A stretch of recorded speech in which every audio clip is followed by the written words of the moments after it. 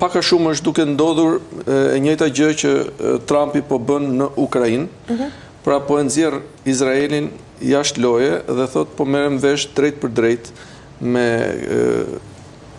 armikun ose me kundërshtarin, në rastin fjalë Hamasin. Dhe kjo në fakt është një goditje e rëndë për Izraelin, nxjerrja dalja e tij prej negociatave është një lloj tradhtie ndaj aleantit dhe mikut të tij Benjamin Netanyahu që 2-3 javë më parë priti në Shtëpinë e Bardhë. Madje ishte i pari lider që vizitonte Trump. Në fakt nuk e dim nëse është një lloj tradhtie, mbase mund të lexohet edhe si një formë tradhtie, por është edhe një formë për të vendosur paqe, sepse Amerikanët janë duke kuptuar që Izraeli nuk dëshiron që ta pushojë atë luftë dhe nuk dëshiron të vendos paqe. Nga krahu tjetër, shfarosja e Hamasit është një diçka e pamundur, të cilën Amerika e ka suportuar Izraelin me të gjitha armët e nevojshme, teknologjinë më të fundit, inteligjencën më të fundit, cilën Izraeli e ka dhe vetë, dhe si përfundim Hamasi është i pashpërbëshëm. Pra, në këtë situatë, ata po mendojnë për të vendosur cila është paqja. Dhe paqja në këtë rast është të marrë vesh drejt për drejt me Hamasin, pasi Netanyahu, kemi parë që mas përfundimit të fazës parë, por edhe le të themi në fazën e parë të pushimit, ai nuk ka përmbushur ato të cilët ka firmosur dhe ka rënë dakord të marrëveshje. Që do të thënë të tërhequr shtrinë e cila ende qëndron në kufin me Gazën. Jo, kjo është në fazën e dytë. Por gjatë jo, nuk i kanë tërhequr, them, vazhdon të jetë ende aty, ushtria. Po, është, në fazën e parë ka qenë kërkesa për të tërhequr nga zonat e banuara dhe të qëndroj pranë. Dhe në fazën e dytë është tërheqja totale e ushtrisë, ajo që është firmosur dhe është rënë dakord. Por nuk është kjo përveç kësaj, që ata nuk duan të hyjnë në fazën e dytë, në fazën e parë ata nuk kanë lejuar që të hyjnë në Gaza, të hyjnë një numër i madh çadrash, disa qindra mijëra çadra kanë lejuar vetëm çerekun e tyre. Kanë lejuar shumë pak mjete për pastrimin e rënojave dhe për gjetjen e trupave, se mendoj se janë 10.000 njerëz të vdekur më shumë në rënoja.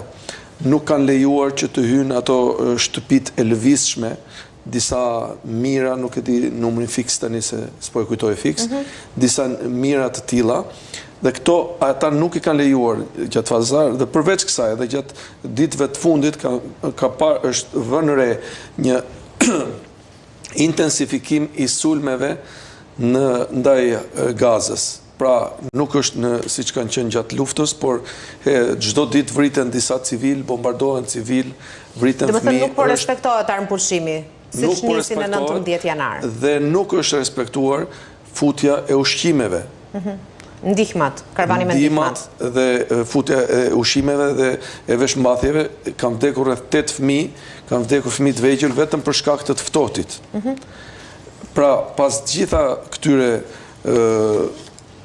sjelljeve të Izraelit, administrata amerikane ka parë që këta nuk kanë ndërmend të bëjnë paqe, vetëm se janë peng i atyre pengjeve që kanë ngelur aty brenda, dhe në momentin më të parë që të marrin ata pengje, ato do sillen, nuk mund të rikthehen luftë, apo nuk e di kanë mundësinë apo fuqinë, kapacitetin. Amerika në këtë rast si garantues që do të eci më tej në fazën e dytë, pra ta përfundojmë fazën e parë, sepse që nga 19 janari, Hamas ka liruar 33 pengje izraelite dhe 5 tajlandezë, në këmbim të 2.000 palestinezëve të burgosur dhe të dënuar. Ndërkohë, janë ende 59 pengje në duart e Hamas, nga cilët mendohet të paktën që gjysma e tyre janë ende në jetë. Do të thënë, a mund të shërbejë Amerika si garantor, se ne flasim për një armëpushim Rusi-Ukrainë, me qënë se ju e paralelizuat pak me situatën atje. A nuk mund të shërbejë Amerika edhe në këtë rast, në këtë konflikt si garantues? Në qoftë se do shikojmë historikun, Izraeli gjatë gjithë kohës, gjithmonë, gjatë gjithë historisë, është sjell në mënyrë arrogante duke mos pyetur për asnjë shtet, duke përfshirë edhe Amerikën. Pra, thjesht ai ka vendosur paqe kur i ka interesuar paqja, ose kur ka qenë vendosur në presion shumë të rënd nga populli i tij. Por nuk ka vendosur paqe sepse dikush një shtet tjetër ja ka kërkuar atë me domosdoshmëri, ose edhe nëse e ka miratuar këtë paqe, nuk e ka zbatuar.